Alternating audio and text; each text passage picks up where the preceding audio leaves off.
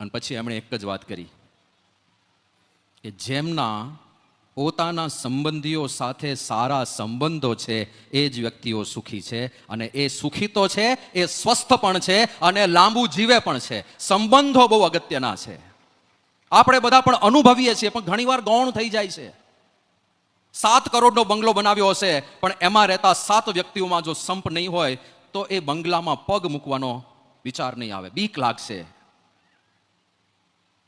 લેમ્બોર્ગિનીમાં ફરતા હશો, કદાચ રોલ્સ રોયસમાં ફરતા હશો, ઓડી લઈ આવ્યા હશો, મર્સિડીઝ લઈ આવ્યા હશો, પણ તમે મર્સિડીઝ ડ્રાઈવ કરતી વખતે બાજુમાં જે વ્યક્તિ બેઠી છે એ તમને ગમતી નહીં હોય, એની સાથે સંબંધ સારો નહીં હોય, તો એ મર્સિડીઝની મજા નહીં આવે. અને એની સામે સાવ તમે આપણા ઉખેડા ગામની કોઈ દુકાનની બહાર પાળી ઉપર બેઠા હશો, પણ બાજુમાં જો મનગમતી વ્યક્તિ બેઠી હોય, જેની સાથે સારા સંબંધ છે એવી વ્યક્તિ બેઠી હોય, તો તમને સ્વર્ગ કરતા વધારે મજા ત્યાં આવશે, કારણ કે મનપસંદ વ્યક્તિ સાથે સંબંધોની મજા છે. હવે જો પરિવારમાં સંબંધો જ સારા નહીં હોય તો કેવી રીતે મેળ પડશે? માતા પિતા સાથે સંબંધો, યુવકોના ખાસ, નથી થતી વાતો, સંબંધો કેવી રીતે સ્થપાય છે? વાતો, વી આર મિસિંગ ધોઝ વાતો. નથી વાતો થતી માતા પિતા પુત્ર વચ્ચે. કેટલા વાર્તાલાપ થયા છેલ્લા અઠવાડિયામાં? જરા તમે તપાસ કરજો તમારા પરિવારની. મા બાપ અને પુત્ર પુત્રીઓ વચ્ચે વાતો કેટલી થઈ? ના થતી હોય તો સાવ તુચ્છ નિમિત્ત ઊભા કરીને પણ કરવી જોઈએ વાતો, કારણ કે સંબંધો વાતો વગર નહીં થાય. તમે જ વિચાર કરો, આપણે નાનપણમાં જે નવા મિત્રો થયા, જેની સાથે અજાણ્યા લોકો સાથે સંબંધો બનાવ્યા, વોટ વોઝ ધ રીઝન? કેવી રીતે થયું? What was the process? સ્કૂલની અંદર આપણા મિત્રો થયા, પહેલા દિવસે નિશાળે ગયા, એક બેન્ચ ઉપર બેઠા, કોઈ આપણને ઓળખતું નથી, આપણી આજુબાજુમાં 2 અજાણ્યા વિદ્યાર્થીઓ બેઠા હતા, આપણી આગળ અમુક વિદ્યાર્થી બેઠા હતા, આપણી પાછળ કોઈક વિદ્યાર્થીઓ બેઠા હતા. શું કર્યું આપણે? વાતો શરૂ કરી. એટલે તારું નામ શું? કે મારું ચિંટુ. કે તારું? પિન્ટુ. લે આપણે ચિંટુ પિન્ટુ. સાવ નજીવી વાતો ચાલુ થાય. તું આ કંપાસ ક્યાંથી લઈ આવ્યો? આ પેન તારી બહુ સરસ છે, ક્યાંથી પેન લીધી? નોટબુક સરસ લે, પૂઠા બહુ સરસ ચડાવે છે. આવી જ વાતો ચાલે ને. પણ આ ક્ષુલ્લક જેવી વાતો કરતા કરતા ખાલી અઠવાડિયાની અંદર એ બંને વિદ્યાર્થીઓને લાગવા માંડે, આ મારો ભાઈબંધ છે. શું થયું? વાતો થઈ. વાતો થઈ. અને વાતો બંધ થઈ જાય, સમજી લેજો, એ સંબંધો ધીરે ધીરે ધીરે ઓસરી જશે. વાતો વગર ઓછું થતું જાય. એ ઉષ્મા નથી રહેતી, પણ એ પછી રાખવી પડે. તમે બધા બેઠા છો, નવા જ્યારે સંબંધ બંધાયા હતા, તમારું વેવિશાળ થયું હતું ને એક સમય. આ બધા અત્યારે જે છે બધા 40s 50sમાં હશે, મોટે ભાગે સામે દેખાય છે. તમારો સંબંધ થયા પછી ફોન ચાલતા, એમાં બધાના ઘરે તો ફોન હતા નહીં. પાડોશીનો પીપી નંબર આપી રાખ્યો હોય, અડધો કલાક, પોણો કલાક વાતો ચાલે, 2 કલાક જતા રહે. વચ્ચે તો જીઓ વાળાએ સ્પેશિયલ ઓફર આની બહાર પાડી હતી કે કરો તમે તમારા રાતભર વાતો કરો, રાત્રે ફ્રી. આવા લોકોને ધ્યાનમાં રાખીને. પણ હવે થાય છે વાતો? અડધો કલાક તો જવા દો, 5 મિનિટ થાય છે આખા દિવસની. વાતો તો કરવી પડશે ને. પ્રમુખ સ્વામી મહારાજે એક બહુ સરસ ગિફ્ટ આપી છે બધાને, આખી દુનિયાને, લોકોને ખબર નથી. એમણે કહ્યું કે ઘર સભા કરો. કંઈક નવો જ કોન્સેપ્ટ લઈ આવ્યા, કારણ કે એમને અનુભવ કેટલો. ફોર 95 years, 95 વર્ષની આવરદા સુધી એ ગામડે વિચર્યા, ઘર ગયા, ઝૂંપડે ગયા. કોઈ આદિવાસી જેવો માણસ પણ આવીને વિનંતી કરે કે સ્વામીજી મારા ઘરે પગલા કરો, તો એને પણ નિરાશ ના કર્યો એમણે. અને આટલો બધો બહોળો અનુભવ, કરોડો લોકોને વ્યક્તિગત મળ્યા. એ અનુભવ પછી એ કહે છે ઘર સભા કરો. આ ઘર સભા શું? સ્વામીજી કે રાત્રે 15 મિનિટ માટે આખો પરિવાર ભેગો થાય, થોડું શાસ્ત્રનું વાંચન થાય, જેથી વાત છે ને કોઈ ગેરમાર્ગે ના જતી રહે. નહીં તો પાછું વાત એવી નીકળે તો વાતો કરવા ભેગા થયા હોય ને ઝઘડીને છૂટા પડે. એવું ના થાય. એટલે પ્રમુખ સ્વામી મહારાજ કે થોડું શાસ્ત્રનું વાંચન થાય, 5 મિનિટ શાસ્ત્રનું. જેમ હમણાં શૈલેષભાઈ વાત કરી કે નારદજી જેવી ઈર્ષા કર્યાનું વચનામૃત, એવું કંઈક વાંચન થાય. ભગવાન શ્રી રામચંદ્રજીના જીવનનો કોઈ પ્રસંગ વંચાય અને એના પર બધા પરિવારના સભ્યો પોતપોતાના વિચારો રજૂ કરે. એક નિમિત્ત મળ્યું વાતો કરવાનું. ઘર સભા કેટલો અદ્ભુત કોન્સેપ્ટ. અનેક હરિભક્તોના ઘરમાં નાના મોટા પ્રશ્નો હતા, એના સમાધાન થઈ ગયા. એક હરિભક્તે કીધેલું કે સ્વામીજી અમારે નાની સમસ્યા કેવી થતી કે નવી પેઢી છે એને પિઝા ને બર્ગર ભાવે. અમારા માતા પિતા છે એમને પિઝા ને બર્ગર દીઠા ના ગમે, એમને રોટલી દાળ ભાત શાક જોઈએ. અમે વચ્ચેવાળા છીએ, અમારે બધું ચાલે, પણ આ બેને ભેગા કરવા અઘરું છે. અને ઘરની અંદર રોજ કાંઈ બધું ના બને, રોજ કાંઈ અનુકૂળ જેટલી વાનગીઓ ના બને. પિઝા બર્ગર બન્યા હોય તો પછી બીજું બધું ઓછું હોય ત્યારે. તો કે એ સમાધાન પ્રશ્નનું થતું જ નહોતું. અમે ઘર સભામાં જે મુદ્દો ચર્ચી લઈએ છીએ, અઠવાડિયાનું મેન્યુ અમે બધા ભેગા થયા હોય ત્યાં જ નક્કી કરી લે, ચલો ભાઈ છોકરાઓ કે બર્ગર પિઝા ભાઈ રોજ ના મળે, રોજ ના મળે, તમારે કોમ્પ્રોમાઇઝ કરવું પડશે કે આ વાંધો નહીં 3 દિવસ બર્ગર પીઝા એવું કંઈક બનાવજો. 3 દિવસે બહુ વધારે કહેવાય, પણ તમને ગમે એવું બનાવશું 3 દિવસ. નક્કી થઈ ગયું સામૂહિક રીતે 3 દિવસ રોટલી દાળ ભાત શાક ખાવા જ પડશે તમારે, દાદા દાદીની જેમ. દાદા દાદી કે પહેલા 3 દિવસ અમારું શું કે ભાઈ તમારી જુદી વ્યવસ્થા કરશો, તમે વડીલ છો, તમે જ અમને જન્મ આપ્યો છે, આખો પરિવાર જ તમારામાંથી આવ્યો છે, તો તમારા માટે વિશેષ થોડોક દાખલો કરીને 3 દિવસ તમારા માટે થોડું જુદું બનાવશું, પણ બહુ જાજુ નહીં બને પાછા. પછી 25 આઈટમની અપેક્ષા નહીં રાખતા કે હા વાંધો નહીં અમારે પેટ ભરાય બહુ થઈ ગયું. એકવાર બધાએ ભેગા થઈને નક્કી કરી લીધું પછી કોઈ પાસે ફરિયાદનો અવકાશ જ નથી. પછી કોઈ પાસે જ્યારે થાળીમાં સામે તુરિયાનું શાક ને રોટલી આવે ત્યારે કહેવાનો અધિકાર જ નથી કે આજે કેમ તુરિયાનું શાક, ભાઈ નક્કી તો થયું તો આપણે શનિવારે આજ બનવાનું છે ને આજ ખાવાનું છે. હા હા હા બરાબર બરાબર.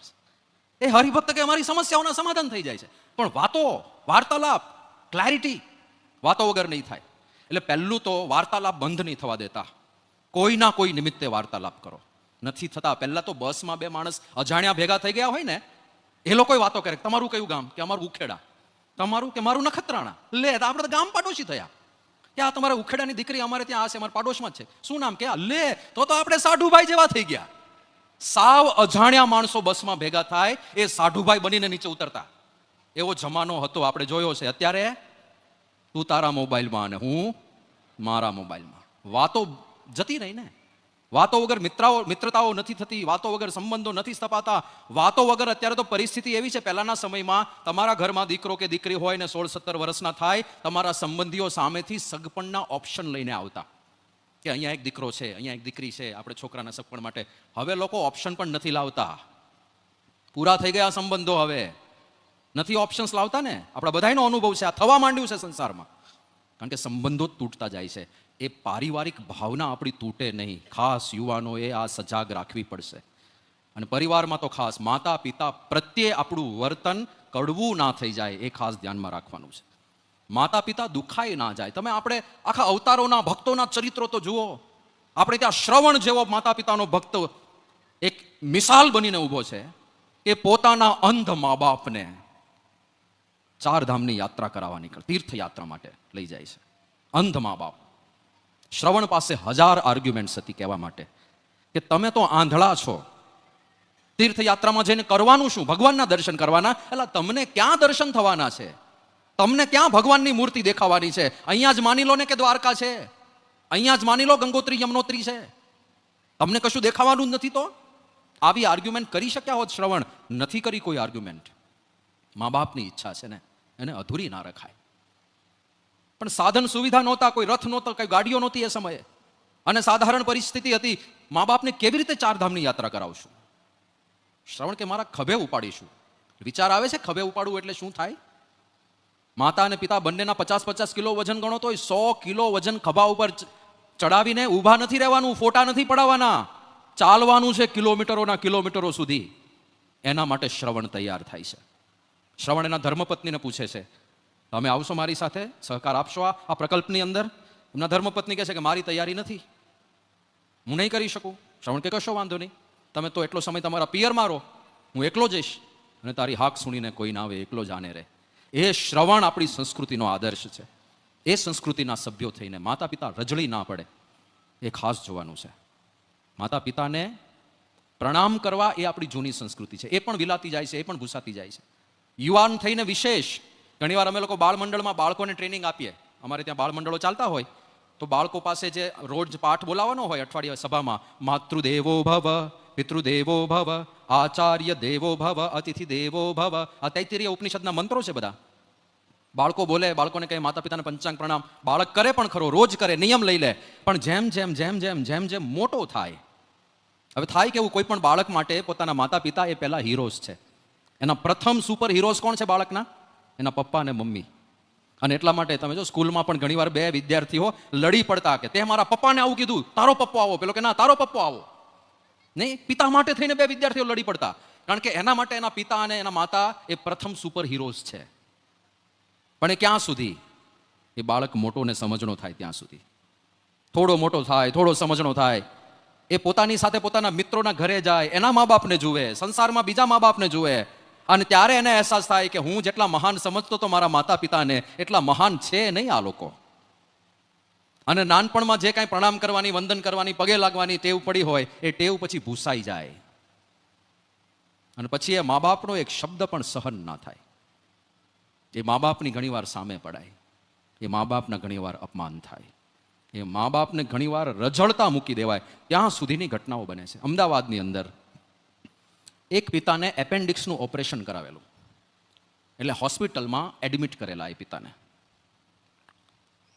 અને 3 દિવસ પછી જ એ પિતા અને એમની સાથે એમના ધર્મપત્ની, એ માતા, બંને રોડ ઉપર બેઠા બેઠા કણસતા હતા, આંખમાંથી આંસુ જતા હતા. અને કોઈ એક સજ્જને પૂછ્યું, જે ઓળખતા હતા એમને, કે શું થયું, કેમ અડધી રાત્રે 12 વાગે અહીંયા રોડ ઉપર કેમ બેઠા છો? કે અમારા દીકરાએ અમને પહેરેલા લુગડે ઘરની બહાર કાઢી મૂક્યા છે. અમે હોસ્પિટલથી છુટ્ટી આપી એટલે ઘરે આવ્યા ત્યારે અમારો દીકરો એવું કહે છે કે હવે અમારું આ ઘરમાં સ્થાન નથી. તમારી ટકટક સાંભળીને મારા ધર્મપત્નીને હું, અમે બંને કંટાળી ગયા છીએ, એટલે તમારું હવે આ ઘરમાં કોઈ સ્થાન નથી, તમે તમારી વ્યવસ્થા કરી લો. અમે વિનંતી કરી કે એક રાત તો રહેવા દો, કાલ સવારે અમે ઉઠીને વ્યવસ્થા કરશું, અમે અડધી રાત્રે 12 વાગે ક્યાં જઈએ? તમારે જ્યાં જવું હોય ત્યાં જાઓ, હવે આ ઘરમાં તમારા માટે જગ્યા નથી. અડધી રાત્રે 12 વાગે એ પતિ પત્ની સડકના કિનારે બેઠા બેઠા રડતા હતા કે જેને જન્મ આપીને મોટા કર્યા એ સંતાનો અમને રાખવા તૈયાર નથી. આવી પરિસ્થિતિ થાય છે. યુવાનોને ખાસ સંદેશ છે, આપણા મા બાપની આવી પરિસ્થિતિ આપણે ના કરીએ. એમના ઉપકારોનું પહેલા તો સ્મરણ કરીએ. ભૂલો ભલે બીજું બધું, મા બાપને ભૂલશો નહીં, અગણિત છે ઉપકાર એના, એ કદી વિસરશો નહીં. કેટલા બધા ઉપકારો છે. જન્મ આપ્યો, મોટા કર્યા, બધી જરૂરિયાતો પૂરી કરી, આપણા અજ્ઞાનને સહન કર્યું, આપણા સ્વભાવોને સહન કર્યા. પણ અત્યારે પાછો મોડર્ન જમાનો છે ને. એક યુવક મને કહે કે સ્વામી, તમે પગે લાગવાની વાત કરો છો મા બાપને, એમણે એવી તો શું ધાડ મારી દીધી કે એમને પગે લાગવાનું? મેં કીધું, તને જોતા લાગતું નથી કે એમણે કઈ ધાડ મારી હોય. પણ હવે એને સમજાવવાનો તો હતો મારે કે શું ધાડ મારી દીધી. મેં કીધું, તને જન્મ આપ્યો, મોટો કર્યો, તો કે મેં ક્યાં કીધું તું એમને કે મને જન્મ આપો? મેં તો કીધું જ નહોતું. અને એકવાર એમણે જન્મ આપ્યો તો હવે એમની જવાબદારી બને છે મને મોટો કરવાની. એમાં એમણે કઈ ઉપકાર નથી કર્યો, એમણે એમની જવાબદારી નિભાવી છે. બહુ તું તો તાર્કિક માણસ.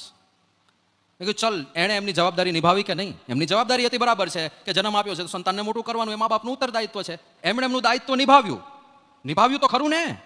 તો કે હા, નિભાવ્યું ખરું. મેં કીધું, ના નિભાવ્યું હોત તો?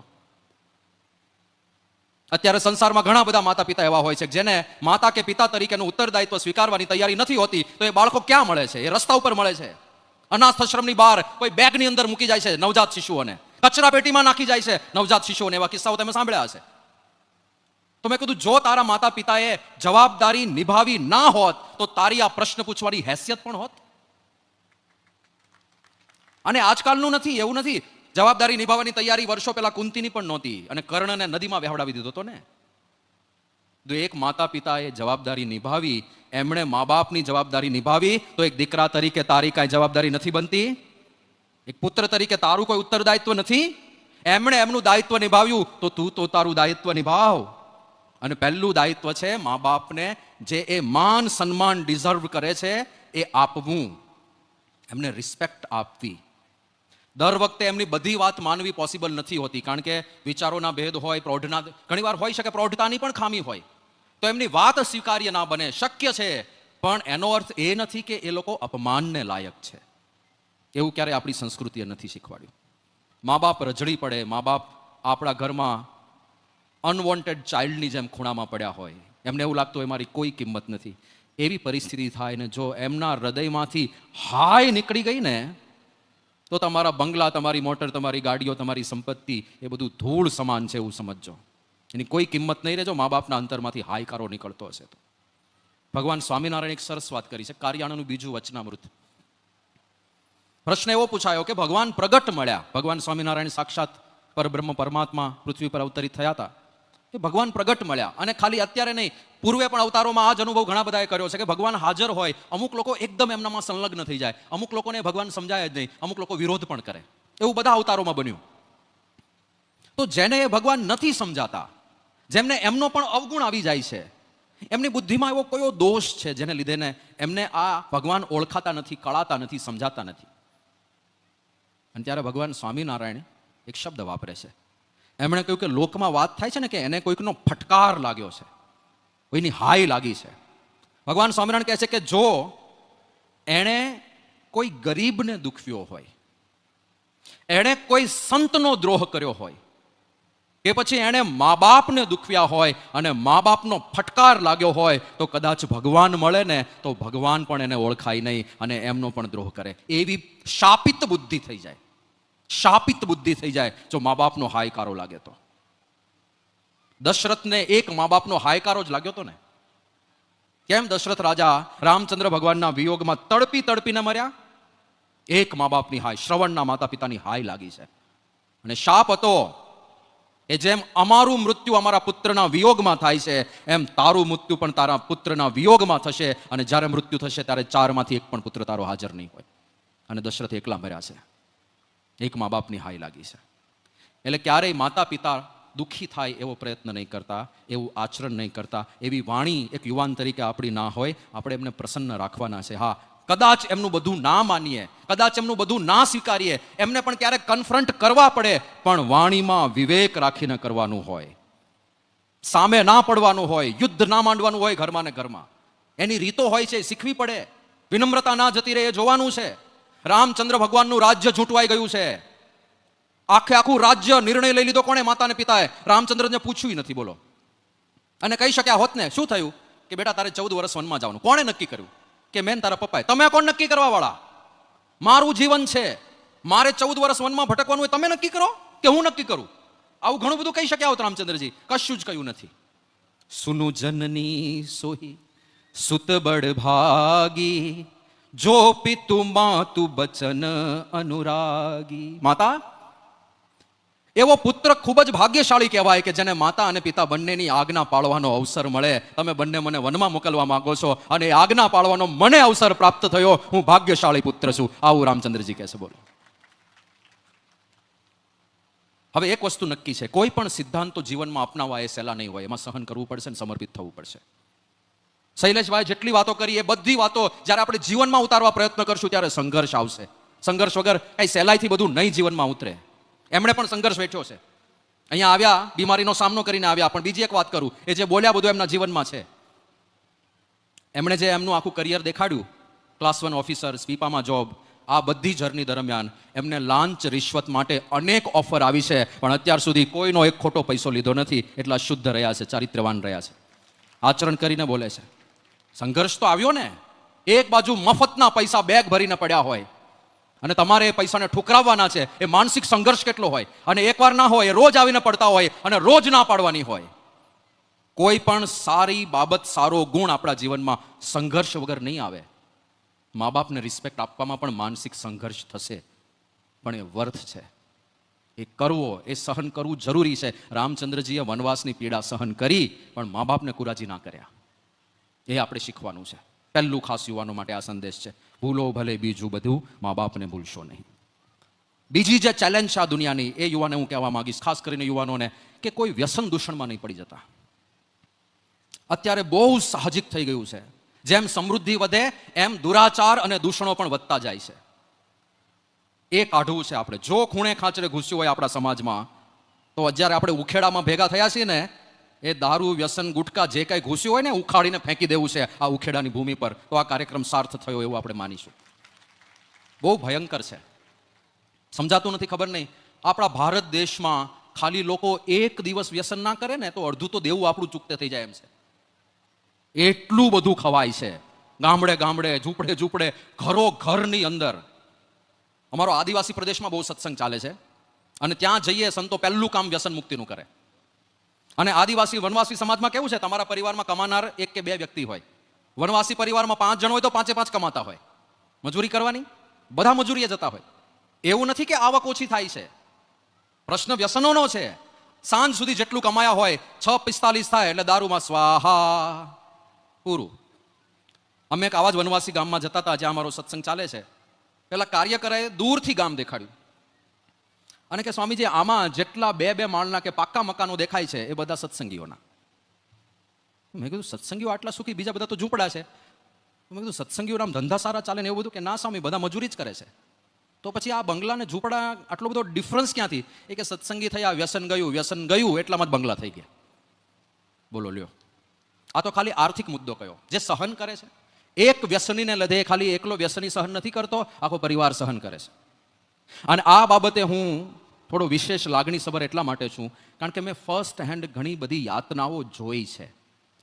પ્રમુખ સ્વામી મહારાજ શતાબ્દી મહોત્સવ નિમિત્તે જેટલા પણ ઉત્સવો ઉજવાયા એ બધામાં અમે એક પ્રદર્શન વ્યસન મુક્તિનું રાખતા, અને પ્રદર્શન ડિઝાઇન કરવાની સેવા અમને લોકોને પ્રાપ્ત થયેલી. એમાં એક વિચાર એવો આવ્યો કે ચાલો આપણે એવા લોકોના જ ઇન્ટરવ્યૂ લઈએ કે જેમણે પોતાને કંઈક થયું છે આ વ્યસનોને લીધે. તો ચલો તમાકુને લીધે, આમ તો આંકડો તમને ખબર નહીં હોય, તમને ખબર છે ખાલી તમાકુને લીધે, એ તમાકુ ખાતા હોય, છોડતા હોય, ગુટકાના રૂપમાં લેતા હોય કે સ્મોકિંગ કરતા હોય, ખાલી તમાકુને લીધે ભારતમાં દર વર્ષે કેટલા લોકો મરે છે? કલ્પના કરો. 10,000 મરતા હશે, 50,000 મરતા હશે, 5 લાખ? આંકડો છે 13 લાખનો. કેટલા મરે છે?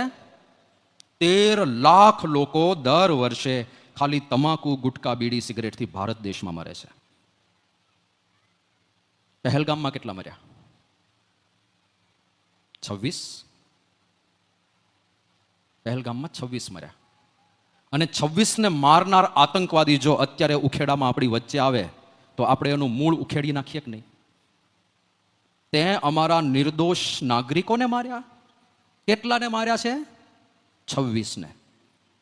અને જે ગુટકા રોજના નહીં, વર્ષે 13 લાખ એટલે રોજના 3,500 ને મારે છે, એને ખિસ્સામાં લઈને ફરીએ.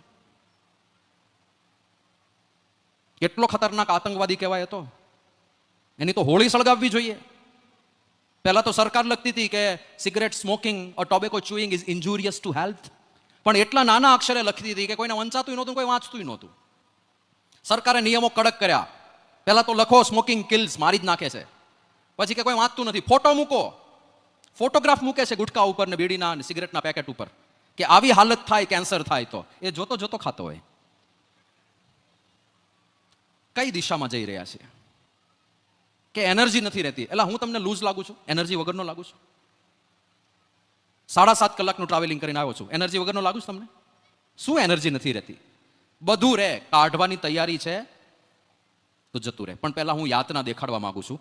આ પ્રદર્શનોની ડિઝાઇન દરમિયાન એક વિચાર એવો આવ્યો કે ચાલો આપણે એવા લોકોના જ ઇન્ટરવ્યૂ લઈએ કે જે લોકોએ સહન કર્યું છે. એટલે અમે અમદાવાદ કેન્સર હોસ્પિટલમાં ગયા અને ત્યાંના જે સંચાલકો હતા એના પરમિશન લઈ લીધી પહેલા કે ભાઈ અમે ઇન્ટરવ્યૂ લઈએ દર્દીઓનો, કે જે દર્દીઓ તૈયાર થાય એમનો ઇન્ટરવ્યૂ લઈ શકો તમે. એટલે યુવકો બધા અમારી સાથે હતા, એ બધા ઇન્ટરવ્યૂ લેવા માટે ગયા. ઘણા બધા બોલવા માટે તૈયાર થયા. ઘણા બોલી શકે એમ હતા નહીં, કારણ કે અહીંયા ગળામાં નળી હોય, અહીંયા મોટું ઓપરેશન થયું હોય, અવાજ નીકળતો ના હોય. એના પરિવારજનો વધારે બોલ્યા. પણ એ દ્રશ્ય એટલું બિહામણું હતું. અમારી સાથે જે કેમેરાવાળા હતા એ કોઈ સત્સંગીઓ નહોતા, મુંબઈથી પ્રોફેશનલ ટીમ આવી હતી, બહારના માણસો હતા, અને એ બધા થોડું ફૂફૂ કરવાવાળા જ હતા બધા. પણ એમણે જેવું આ દ્રશ્ય જોયું હોસ્પિટલનું, એ કેમેરામેન સંતો પાસે આવ્યા અને એમણે કીધું, સ્વામીજી પહેલા તો અમને પ્રતિજ્ઞા લેવડાવો, આ ના કરાય, આ ના કરાય. અને પહેલી પ્રતિજ્ઞા કેમેરાવાળાએ લીધી. બોલો. એક પિતાએ બહુ વાત કરેલી કે અમે વર્ષોથી પૈસા ભેગા કરતા હતા, કારણ કે અમારે કોઈ પુત્ર તો નહોતો પણ એક પુત્રી હતી ને અમારી ઈચ્છા હતી કે એના લગ્ન એવી રીતે કરવા છે આખું ગામ જોતું રહી જાય. પણ એમાં મને કેન્સર થયું અને જેટલો પણ મેં પૈસાનો સમૂહ જથ્થો ભેગો કર્યો તો બધો આ કેન્સરની ટ્રીટમેન્ટમાં ખર્ચાઈ ગયો. હવે મારી દીકરીના લગ્ન હું કેવી રીતે કરીશ? એ કે પોતાના દીકરાના ભણાવવાની વાત કરી. એક 36 વર્ષનો યુવાન, એણે ઇન્ટરવ્યૂ આપવાની ના પડી પણ એને વાત કરેલી સંતોને, એ કે મારે સ્ક્રીન પર નથી આવવું પણ મારો પ્રસંગ તમે કહી દેજો. 36 વર્ષનો. એણે એવું કહેલું કે મને એવું હતું કે કેન્સર થશે. કોને ખબર નથી કેન્સર થાય છે? આપણે બધાને ખબર છે કે મને ખબર હતી કે કેન્સર થાય છે, પણ મને મનમાં એવું હતું કે તો 60, 65, 70 પછી થાય ને ત્યારે તો આમે હવે જિંદગીમાં રસ ના રહ્યો હોય. ભલે થતું, અત્યારે તો મોજ કરી લઈએ. યુવાનોના લગભગ વિચારો આવા જ હોય છે. પણ હું 36 વર્ષનો છું ખાલી. મને 3જા સ્ટેજનું કેન્સર છે. ડોક્ટરે 6 મહિના આપ્યા છે કે તું 6 મહિનામાં મરીશ. એ કે હું ખાલી 36 વર્ષનો છું. મારા ઘરે 33 વર્ષના મારા ધર્મપત્ની છે. મારે એક 11 વર્ષનો દીકરો છે અને એક 9 વર્ષની એકદમ ફૂલ જેવી ઢીંગલી જેવી દીકરી છે. એટલો હસતો રમતો પરિવાર છે મારો. એ છોડીને 6 મહિનામાં મારે જવાનું છે અને હું કાંઈ કરી શકું એમ નથી. મારી જાતને હું દોષ આપ્યા સિવાય બીજું શું કરું? પસ્તાવા સિવાય બીજું શું કરું? મારું જીવન તો મેં તહેસ નહેસ કરી નાખ્યું, મારા પરિવારનો શું વાંક છે? એ લોકોને કેટલું સહન કરવાનું? આ હોસ્પિટલના ધક્કા ખાવાના, મારી આ હાલત જોવાની, મારી સારવાર, મારી સેવા. મારા ધર્મપત્ની 6 દિવસથી હોસ્પિટલમાં અહીંયા બેઠા છે, અને કે મારા ઘરમાં કમાવાળો હું એક જ છું, મારા આધારે આખો પરિવાર ચાલે છે. હું જ્યારે નીકળી જઈશ પછી આ નાના નાના બાળકોની કોણ સંભાળ લેશે? મારા ધર્મપત્નીને મજૂરી કરવી પડશે, કામ કરવા પડશે, કોકના ઘરમાં કચરા પોતા કરવા પડશે. અને આ બધાનું કારણ ખાલી મારું એ વ્યસન, એ એક જ નિર્ણય જે મેં યુવાન અવસ્થામાં લીધો કે ગુટકા ખાવી છે. આ નિર્ણયે આખા મારા પરિવારને તહેસ નહેસ કર્યો છે. એવા નિર્ણયો નથી લેવા આપણે. જે યુવાનોએ અત્યાર સુધી નથી કર્યા અખતરા, એ ભૂલમાંય કરતા નહીં. જેમણે કર્યા છે એ આજે જ બંધ કરી દેજો અને સંકલ્પને પ્રતિજ્ઞા કરજો કે આજથી હવે આ કોઈ વ્યસન આપણે જીવનમાં નથી રાખવું. શરૂઆતમાં કદાચ અઘરું પડે, પણ મેં કહ્યું કોઈ પણ પોઝિટિવિટી સંઘર્ષ વગર નહીં આવે. ભલે થોડા દિવસનો સંઘર્ષ થાય, પણ આપણો નિર્ણય એવો અફર અને અડક હોય કે એમાં ક્યારેય મિનમેક ફરક ના આવે. એટલે બીજી વાત મારે આ કરવી છે. આ તો મેં જે તમાકુ, દારૂ, ગુટકાની વાત કરી, ડ્રગ્સનો ફેલાવો વધતો જાય છે. પહેલા સ્કૂલની બહાર મીઠી આંબલી મળતી, જામરૂખ, જામફળ મળતા, અત્યારે વિદ્યાર્થીઓને ડ્રગ્સ મળી રહેશે મોટા શહેરમાં. એટલે ખાસ એમાં પણ ધ્યાન રાખવાનું છે. બાળકો અત્યારે સાંભળતા હોય તો મનમાં ફિટ કરી રાખજો, કોઈ પણ આ પ્રકારના ડ્રગ્સ આપે, લાલચ આપે, પૈસા કમાવાની લાલચ આપે, આવી લાલચમાં નહીં પડતા આખી જિંદગી બરબાદ થશે. સારંગપુરમાં એક પિતા આવેલા થોડા સમય પહેલા. અમારે ત્યાં યુવા તાલીમ કેન્દ્ર ચાલે છે, યુવકોને વિશેષ આધ્યાત્મિક તાલીમ આપવામાં આવે. આ પિતા આવીને કે મારા દીકરાને અહીંયા રાખો. કીધું અમે તો એના ક્રાઇટેરિયાસ છે, આટલું આટલું આટલું બાળક કરતો હોય યુવાન, પછી એને અહીંયા આપણે લઈએ છીએ. પણ તમે કેમ આટલો આગ્રહ કરો છો? તો કે સ્વામી તમે કહેતા હો તો બધો ખર્ચો હું આપું, તમે કહેતા હો તો હું મોટી સેવા કરું. ખર્ચાની ને સેવાને સવાલ જ નથી, એનો ક્રાઇટેરિયા નથી ફિટ બેસતો. કેમ આટલો બધો આગ્રહ? એણે કીધું કે સ્વામીજી એ ડ્રગ્સના રવાડે ચડ્યો છે અને મને ખબર નહોતી કે આવું બધું કરે છે. થોડા દિવસ પહેલા ગુંડા જેવા માણસો મારા ઘરે આવ્યા, મને ધમકાવ્યો, મને માર્યો, અને મારી પાસેથી એના પૈસા લીધા જેટલો ડ્રગ્સ એ ખાઈ ગયો. તો કેટલા લીધા? 48 લાખ રૂપિયાનો ડ્રગ્સ મારો દીકરો ખાઈ ગયો. અને પેલા ગુંડાઓએ મારી પાસેથી લીધા. અને હજી એ વાત આગળ ના વધે એટલે હું વિનંતી કરું છું, મારા દીકરાને તમે અહીંયા સારંગપુરમાં રાખો, થોડો સુધરે. આ હાલત થાય છે, એટલે આમાં પડતા નહીં ક્યારે. ત્રીજો ને છેલ્લો મુદ્દો મારે જે કહેવો છે એ મોબાઈલ ફોન. યુવાનો ખાસ બહુ ટાઈમ બગડે છે. આપણી બધી એનર્જી, આપણી બધી પ્રોડક્ટિવિટી ટાઈમ પાસમાં જો વાપરતા હો તો નહીં વાપરતા. તમારા ધંધાને વિકસાવવા વાપરતા હો, વાપરજો. કંઈ નવું રિસર્ચ કરવા માટે વાપરતા હો, વાપરજો, વાંધો નહીં. પણ ટાઈમ પાસ માટે મોબાઈલ નહીં વાપરતા, બહુ ડેન્જરસ છે. બાળકોના હાથમાં તો કદાપી નહીં આપતા. તમારે બાળકને એટેન્ડ ના કરવો પડે એટલે એને ફોન નહીં પકડાઈ દેતા, લે બેટા વાપર મોબાઈલ. અરે ના કરાય. તમે નાનો બાળક રડતો હોય તો એના હાથમાં ક્યારે બ્લેડ આપો? એ સળગતા અગ્નિને પકડવા જતો હોય તો એને જવા દેશો? રડે તો ભલે રડે, એને બ્લેડ ના અપાય, એ પોતાના શરીર ઉપર ચીરા મૂકશે. આ મોબાઈલ બ્લેડ કરતા પણ ભયંકર છે, એના મગજ ઉપર ચીરા પડે છે. એક એવી અવસ્થામાં આપણે આપીએ છીએ જ્યારે એને સમાજની કોઈ ખબર જ નથી, એ શું જોઈને કેવું ઇન્ટરપ્રિટેશન કરશે આપણને ખબર જ નથી. એનો ફ્રન્ટલ કોર્ટેક્સ ડેવલપ જ નથી થયું બાળકની, હજુ સામાજિક બુદ્ધિ ખીલી જ નથી. તમને ખબર છે કેવા પ્રસંગો બન્યા છે? મોબાઈલની નહીં, આ બુદ્ધિના અભાવે.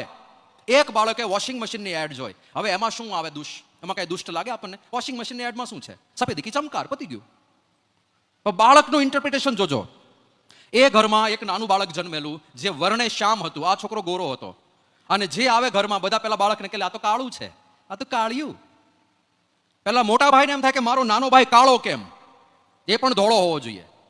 અને એને થયું કે મમ્મીને સરપ્રાઈઝ આપું. આપણા ઘરમાં જ સફેદી કી ચમકાર છે, મમ્મીને ખબર નથી પડતી આ છોકરાને ત્યાં નાખવો જોઈએ.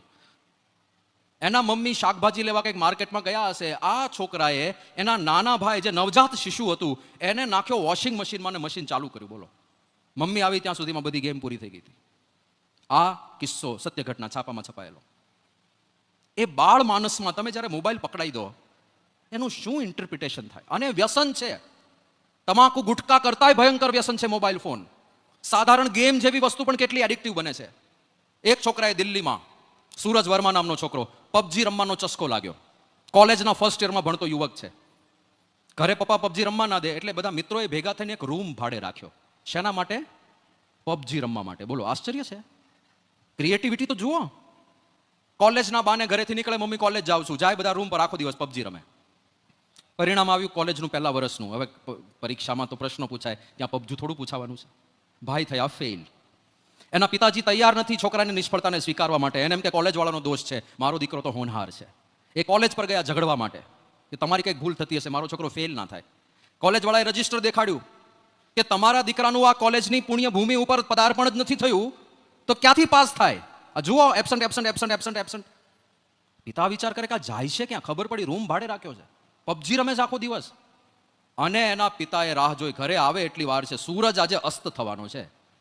અને ઘરે ગયો સૂરજને જે લતાડ્યો છે એના પિતાએ કે હવે પછી તને મોબાઈલ નહીં મળે, યુ આર ગ્રાઉન્ડેડ, તારે ઘરની બહાર નથી નીકળવાનું. હવે આવું થાય ને જ્યારે કોઈ પણ વસ્તુમાં અતિ સ્નેહ થઈ જાય, અતિ. કામાત ક્રોધો વિજાયતે ક્રોધાત ભવતિ સંમોહ સંમોહાત સ્મૃતિ વિભ્રમ સ્મૃતિ ભ્રંશાત બુદ્ધિનાશો બુદ્ધિનાશાત પ્રણશ્યતિ. આ પ્રોસેસ થયા વગર રહે નહીં.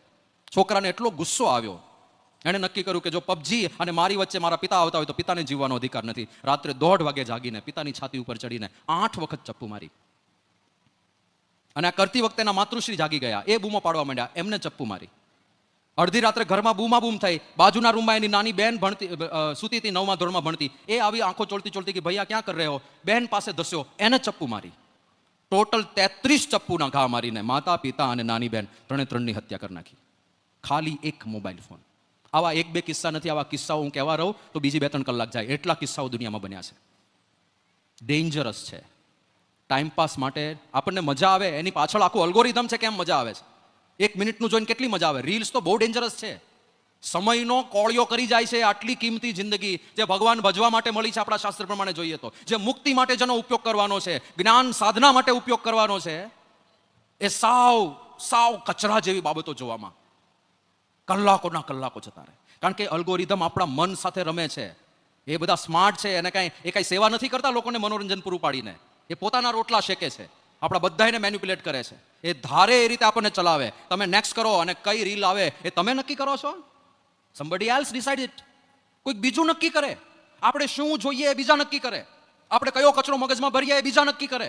ખબર પડે છે શું થાય આપણા મગજનું?